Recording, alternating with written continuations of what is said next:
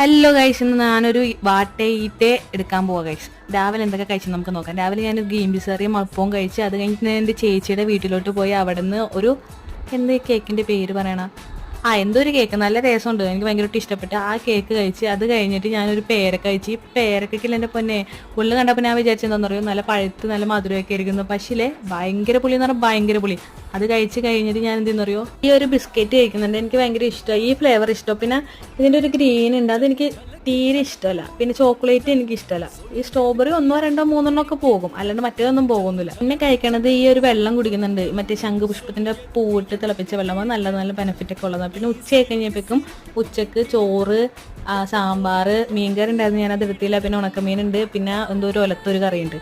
അത് കഴിഞ്ഞപ്പോൾ ഞാൻ അവനെ മേടിച്ച് ഡെയറി മിൽക്കും ഒരു മിൽക്കി ബാറും. അവനോട് തല്ലു പിടിച്ച് ഡെയറി മിൽക്ക് ഞാൻ അവനെ പറ്റിച്ച് ഞാൻ മേടിച്ച് അങ്ങോട്ട് കഴിച്ചു. അത് കഴിഞ്ഞ് ഞാനൊരു മാങ്ങ കഴിക്കുന്നുണ്ട്. രാത്രി ആയി കഴിച്ചു. അപ്പോൾ രാത്രി അപ്പവും